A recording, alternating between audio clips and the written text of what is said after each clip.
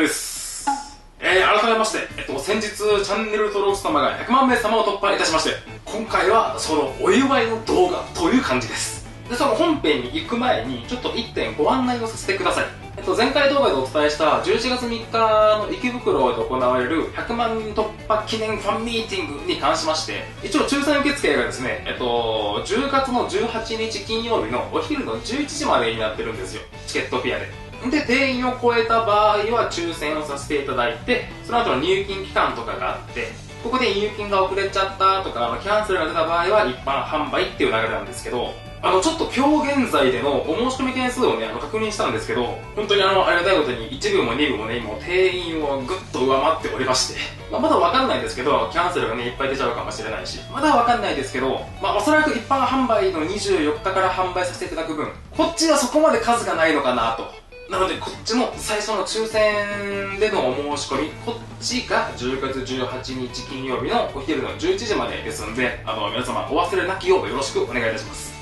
当日皆様とお会いできるのを楽しみにしております。で、今回の動画なんですけど、皆さんこの時期ですよ。10月ですよ。秋ですよ。ね、秋といえばもう食材ですよね。いくらちゃん。もうわしの一番大好きな食材ですね。この100万名様突破したのが10月というのも何かの縁なのかなと思いますよね、これ。ということは、そうですよね。今回はいくら丼ですよね。というわけで早速、本日も作っていきましょう。では作っていきましょうか。では、いつもと同じように、まずイクラの調理ではなく、そのイクラをつけていく漬け地の方から作っていこうかなと。なので、まず今回の漬け地の材料を、せーの。こちらから醤油、酒、みりんですね。焼酎のボトル使ってますけど、そこら辺はあまり気にしないで。で、この醤油なんですけど、1年目はこの濃口醤油を使って、赤いルビー色のイクラを作ったんですよ。で、2年目、こちらの薄口醤油を使って、朱色というか、綺麗なイクラを作ったんですよ。じゃあ今年はというと、こちらの透明醤油を使っていこうかなと。正直他の YouTuber さんがね、もう散々これ取り上げてきたもんなんで、今更感はありますけど、今年はこの透明醤油を使って、赤でも朱色でもなく、オレンジ色のイクラをつけていこうかなと。とはいえ僕透明醤油使ったことなかったんで、これまで。ちょっと味見してみました。ざっとこんな感じなんですけど、前提として、僕透明醤油すごくいい商品と思ってるんですよ。だから決してディスってるわけではないっていうのを分かってくださいね。あくまで普通の醤油と比較をしたらっていうところです。まずこの透明醤油の香りなんですけど、もしよければ皆さんご家庭のお醤油ちょっと嗅いでみてほしいんですけど、お醤油の香りは正直あんまりないかなと。言葉を選ばずに言うんであれば、ちょっとアルコールっぽいというか、ちょっと人工的な香りって感じかな。で、こっちの味で言うと、普通のお醤油が口に入った瞬間、まず塩分というかしょっぱさをパーンと感じた後、お醤油の香り、あれがこうずーっと残っていくのが多分一般的な醤油やと思うんですよ。で、一方こっちの透明醤油はというと、まず口に入った瞬間、普通の醤油と一緒に塩分をパーンと感じるんですよ。で、その後お出汁っぽいものを感じるんですね。ただこのお出汁っぽいもの、香りとして鼻に残るタイプではなくて、ベロの上で感じるお出汁って感じ。ちょっと説明難しいですけど、だからちょっと白出汁っぽいイメージを僕は持ったかな。ただ飲み込んだ後の香りとかで言うと、薄口醤油とかよりもすごくキレが早くて、スンと消えていく感じ。なので普通のお醤油を使ってつける場合とちょっと今回ね、勝手が違うので、いろいろ試行錯誤しながら近づけていこうかなと思います。では前置きはここら辺にしておいて、早速作っていきましょうか。まずは酒と、みりんを同量。俗に言う同割りってやつですね。そうしたらこちらを火にかけまして、この後結構大きな火が上がりますんで、苦手な方はご注意くださいね。だんだんと沸騰してきたら火を弱くして、あとはこの火が消えるまでまずアルコールを煮切ります。無事炎も消えてアルコールが飛んだらこれで終了。で、この時青い炎が上がってるんで、明るいところだとなかなか目視できないんですけど、実際結構大きい火が上がってますんで、上にこうやってかけてたりすると、もう速攻これ燃えますからね。だからくれぐれもご注意くださいね。とにかく弱火で。もちろん火を使わなくても、ここの香りでね、アルコールを判断してもらったらできますんで。そうしましたら、煮切り終わった状態で今何 cc あるかをしっかりと確認して、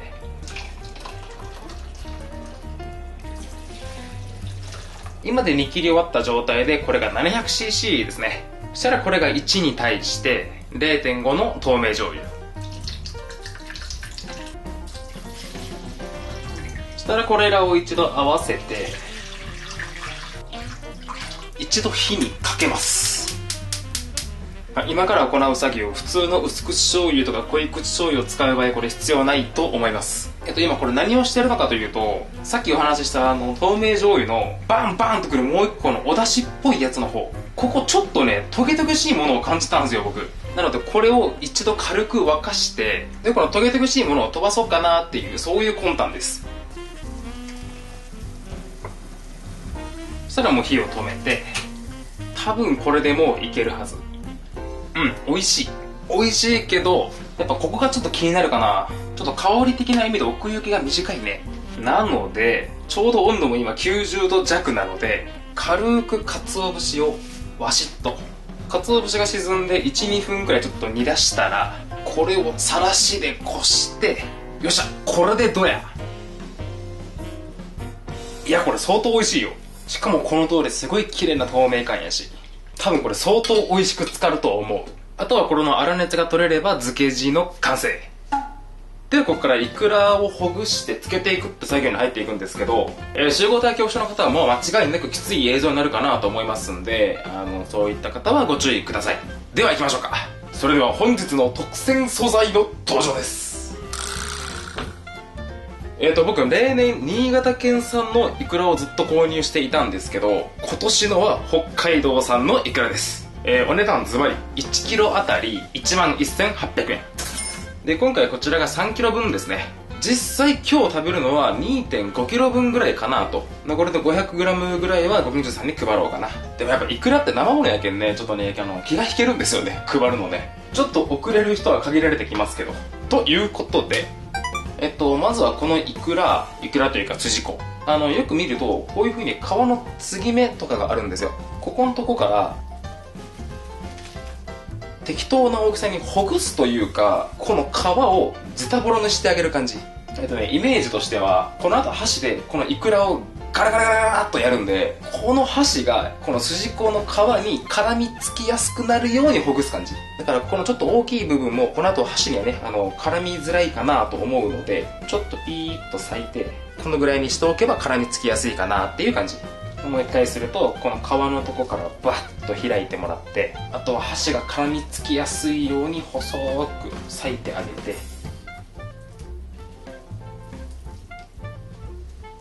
イクラがあらかたこうやってほぐせましたら、こういった木製の菜箸と60度から70度ぐらいのたっぷりのお湯、それからキンキンのお水をご用意いただきまして、こっからいよいよイクラをばらしていく作業に入ります。この後このお湯をこのイクラにバサッとかけて、で菜箸ぐるぐるぐるぐるぐるっていう作業に入るんですけど、何分この作業ちょっとイクラにとって負担になることなので、できるだけパパッと終わらせたいんですよ。なので細かいところはまた後ほどお伝えするとして、早速やっていきましょうか。そしたら箸でぐるぐるぐるぐるっと。でこの時はイクラ潰れそうですけど大丈夫です。意外と潰れないので。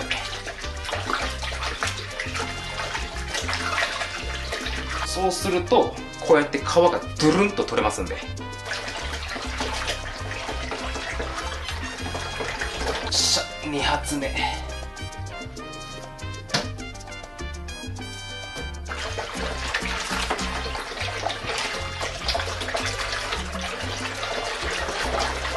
あ、やべ、塩入れ忘れた。皆さんがされるときはこのお湯をかける前にイクラにたっぷりめの塩をわさっと入れてくださいね。完全に間違った。あらがたぐるぐるが終わったら一度このお湯を捨てて、で間髪入れずすぐ冷たいお水。よし、ここまでくればもうこっちのもんですね。でももうこの状態で、こういう感じでもうバラバラにはなってるんですけど、まだこういった感じのまだ膜とか、潰れちゃってるイクラの皮とか、そういったものがこの中にめちゃくちゃ混在してますので、それらを水で流して、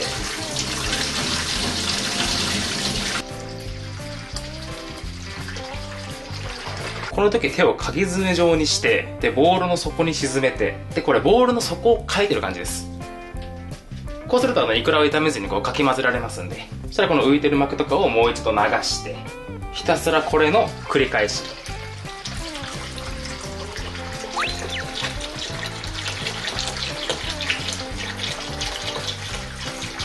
もう5回目でだいぶなくなってきましたね。この膜とか筋とかがね。あともうちょっとかな。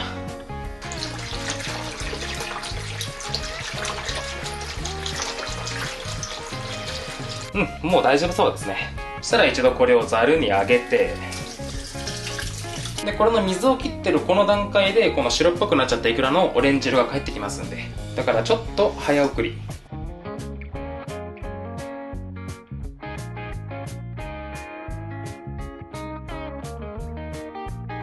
もうお水も切れて、だいぶオレンジ色も返ってきましたね。そうしましたら、密閉できる容器に移して、そして今回の漬け地をちょうどいい量でしたね。そしたらちょっとなじませて、これで準備完了。いや、もうやっぱこのイクラのね、鮭の切り身をギュッと凝縮したような香りがしますもんね、イクラって。めちゃくちゃいい香りがするわ。そしたらこれを密閉して、冷蔵庫に寝かしたこの味を含ませていくんですけど、漬け込む時間としては、1時間ぐらいで、ほんのり塩味がついて、もうイクラだけでドゥルドゥルドゥルって飲み込めるぐらいの塩分量な気がする。で、3時間から5時間ぐらいで、ちゃんと味は乗るけど、イクラ自体の甘さを損なわないぐらい。ご飯1、イクラ1ぐらいの割合で食べれる塩分量な気がする。もう5時間以上一晩とか1日漬け込めば、イクラおろしみたいにこうおつまみとして成立するぐらいの塩分量。ご飯だったらガッバガバ書き込めるぐらいのっていう僕認識です。で、僕はいつも通り今回は3時間から5時間ほどちょっと寝かしていこうかなと思います。やっぱ重たいね。幸せな重みというやつですな。というわけで5時間ほど経過いたしました。もうお出汁を吸ってパンパン。そしたら一度これをざるに上げまして、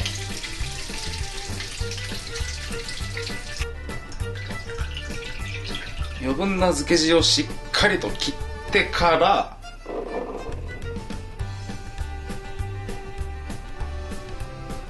これにてイクラの醤油漬け完成。ちなみに比較としてこちらが今回の透明醤油で作ったイクラで、こちらが去年と同じように薄口醤油で作ったイクラで、こちらが2年前の濃い口醤油で漬けたイクラ。こうやって見るとこの濃い口醤油は分かりますね、色の違いがね。正直薄口醤油と透明醤油はそこまで変わらんかったかな。無念。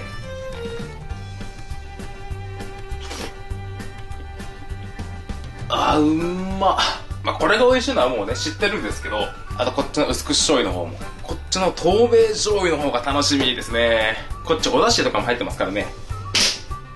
よいしょ。そしたらあとはもうここにご飯を盛ってイクラブワーってもう完成なんですけど、ちょっと1個オプションで1個だけ作ろうかなと。こちらの大根を使いまして、で僕自身大根は辛い方が好きなので、こっちの尻尾側なおかつ皮付きで、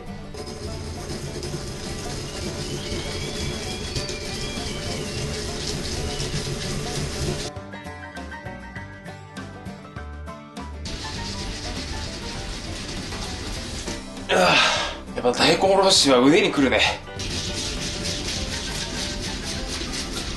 そしたら軽くこの大根おろしの水分を切って、あとは残った大根のこの吸った後のカサカサした部分、ここんとこはちょっと粗めに刻んであげて、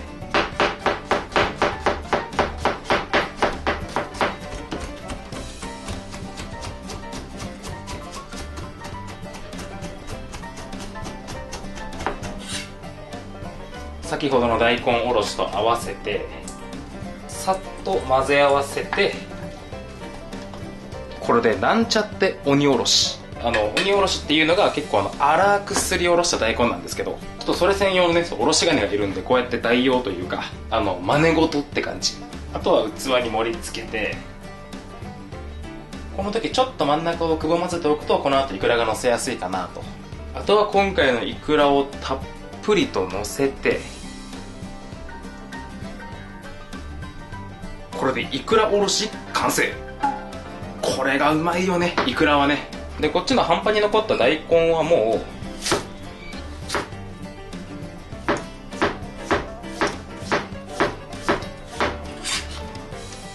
うお味噌汁にしてしまいましょう。大根のお味噌汁って美味しいよね。しかもこのお刺身用のわかめと一緒に。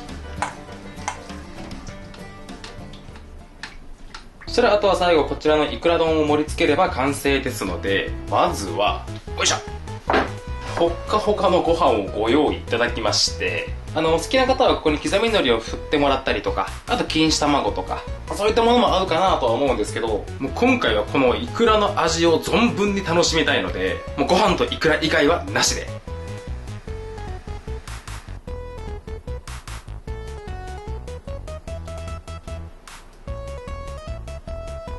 で、こっちの残ったイクラは、こっちのご近所さんたちにね、配る分だけは取っといて、もうちょっとこっちの盛り付けにブワッとやりたいんですけど、そっちのブワッとやってるところをサムネイルにしたいので、ここはまた後ほど。というわけで、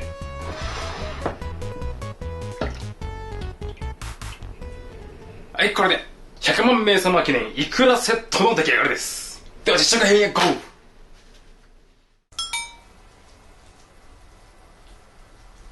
というわけで無事に完成しました。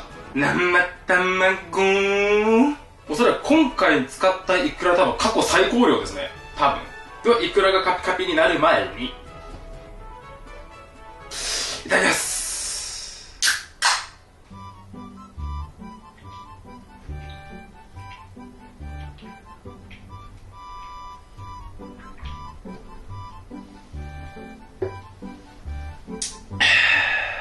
今日のクラシックはひとしおうまいね。なんかいろんな意味で染みた。まあ、積もる話はこの辺にしておいて、まずは初手安定の潤い。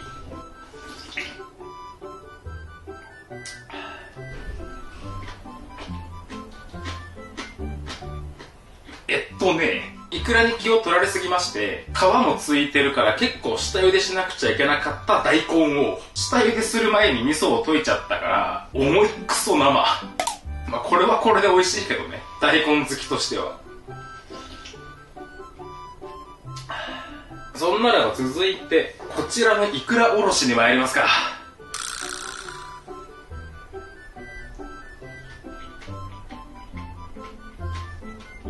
あー、うまっ。まずね、見てほしいのがね、この粒。もうこの粒のパンパンさね。はちきれんばかりにもうお出汁を吸ってますもんね。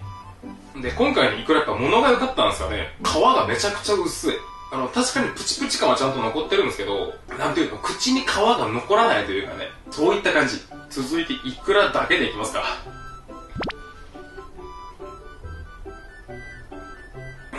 今回の味付けとしてはね、よくスーパーとかで食べるイクラの醤油漬けとかとは違って、やっぱ最後鰹節をビャッとやったのが結構効いてますね。お寿司屋さんとかで食べるだし醤油漬けにしたイクラって感じ。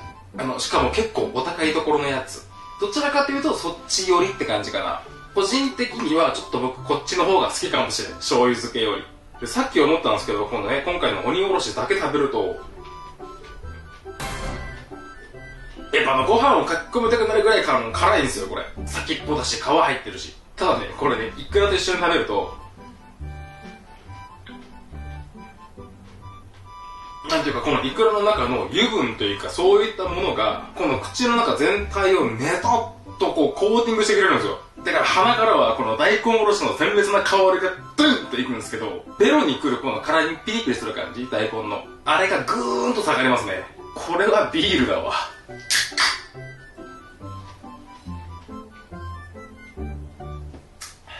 あ、ごめん、これビールじゃない。これは日本酒ですわ。しかもイクラが甘いから多分辛口の日本酒がすごい合うと思う。日本酒買ってきゃよかった。しくった。そんならばいよいよこちら参りましょうか。この海のルビーに行きましょうか。もうここまで来るともう美しいよね。ちなみに今回ご飯8合使ってるんですけど、多分これご飯で言うと6合分ぐらいのイクラが今乗ってますね、これに。だってさっとすくうと、まずご飯までいきませんからね。だからまずはこのイクラだけをこの量いきますか。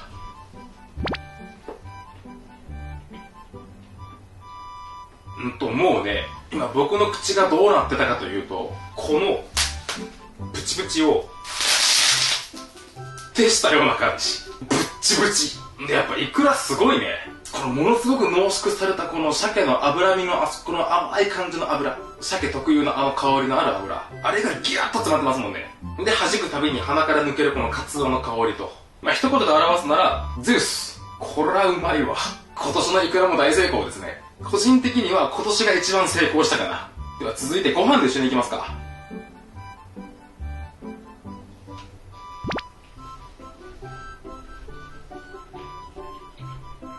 言わずもがなでうめえ。やっぱこのね、寿司桶を使うと、ちょっとご飯にこのヒノキの香りが移るんですよ、これ。だからより一層美味しくなるね。皆さんもぜひ丼は寿司桶を。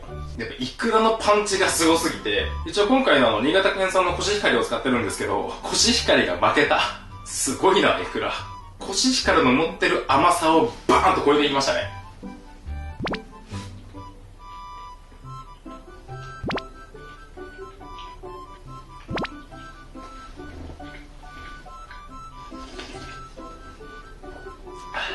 ちょっとすいません、僕一旦黙ります。ちょっとゆっくり食事がしたくなってきた。また数秒後にお会いしましょう。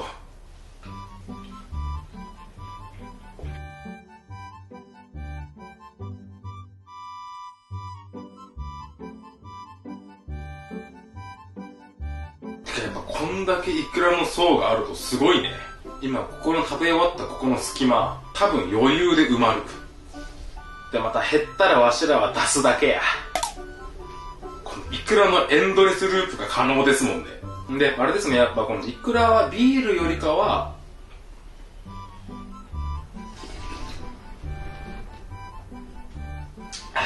やっぱり味噌汁かな。そして今の僕のこの心境を言葉で表すとすれば、ただただ幸せ。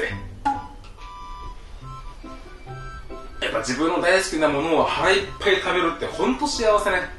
僕自身、イクラとウニの二大巨峰があって、その日によってどっちが好きかは変わるんですけど、今日はイクラの日でしたね。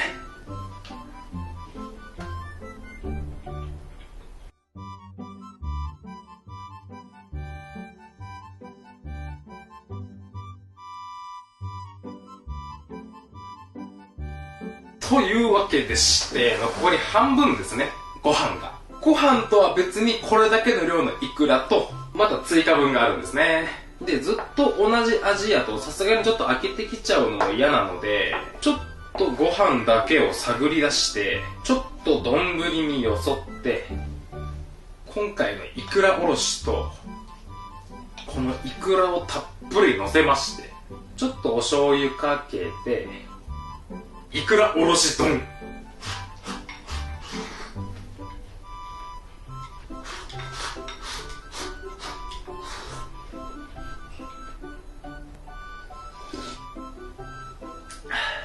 最高にうまいね。ただまあこれを食べ過ぎると多分僕はお腹を壊すんだろうなと思いますけどね。大根のね、酵素でね。そんならばまたもうちょっと僕は自分の時間に引きこもろうかな。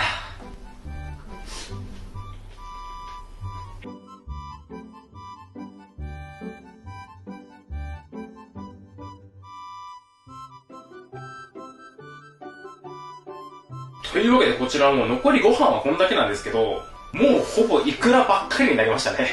こっからはちょっとイクラを楽しもうかな。で、おそらくまだこんだけイクラが残ってるんで、こっちのイクラは今回は食べずに夜食になるかもしれないですね。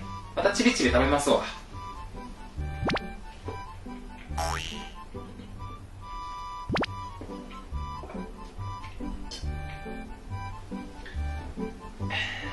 そんならばここら辺でもう残りもわずかになってきましたんで、ラストスパートと参りますか。じゃあラストスパートあ、いや、ちょっと待った。まずは味噌汁のおかわりやな。よいしょ。そんならば気を取り直しまして、じゃあラストスパート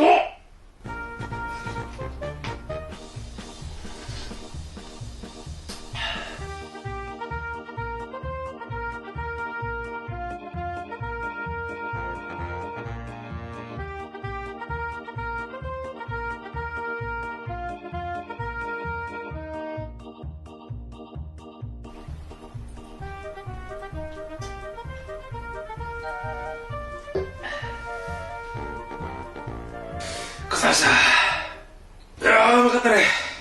でちょうどいいタイミングなんで、イクラをつけたことがある方にしかわからない1個豆知識をお伝えしましょうか。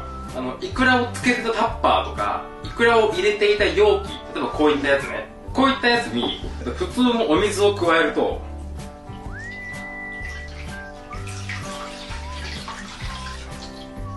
こんな風に白くなるんですよ。ちょっと面白いでしょ。で、無駄話は置いといて、ほんとつい先日、チャンネル登録者様が100万名様を突破いたしまして、改めまして皆様に感謝御礼申し上げます。いやー、ほんと嬉しいね。ちょっとだけお話しすると、この YouTube っていうものって、全部僕一人で完結しちゃうものなんですよ。僕で言ったら、まず作る料理を決めて、で、レシピを作って、食材を買い出しに行って、で、カメラで撮影して、編集して、動画をアップロードするっていう繰り返し。これ全部僕の中で完結しちゃうことなので、どうしてもこう、自分よがりになっちゃうというか、自己満足になりがちなんですよ。なんかもう、ただただ自分が作りたい動画を作るみたいなね。それも一個大事なことなんじゃないかなとは思うんですけど、ただ僕の基本的なスタンスとしては、皆さんが見やすい動画、それから見たい動画、こういったものにできるだけこう近づければいいなと思ってるんですけど、そのためには本当皆さんからいつも動画にいただくコメント、これがめちゃくちゃ助かるんですよ。だから皆さんからのコメントは必ずね、目を通すようにしてるんですけど、これチャンネル開設当初からね、ずっとしてるんですけど、特に最初の方なんかは、本当皆さんからのコメントを見ながら、いろいろ試行錯誤してみたりだったりとか、本当に小さいところで言うと、例えばBGM とか効果音とか音量とかね、本当にちょっとずつ試行錯誤しながらここまで来れたのかなと。だから僕だけじゃ絶対ね、ここまで来れてないので、僕と皆さんとで作り上げた一個のこのチャンネルかなと、本当に思ってます。改めまして、心より感謝御礼申し上げます。硬いか。で、このスタンスは、今後とも変わることはないかなと思いますんで、これからもね、皆さんと僕とでこのチャンネルをね、ちょっとずつ大きくできたらいいなと思います。ちょっと話は長くなっちゃいましたけど、では今回はこの辺で終わろうかなと思います。ではまた次の動画でお会いしましょう。では、バイバイ。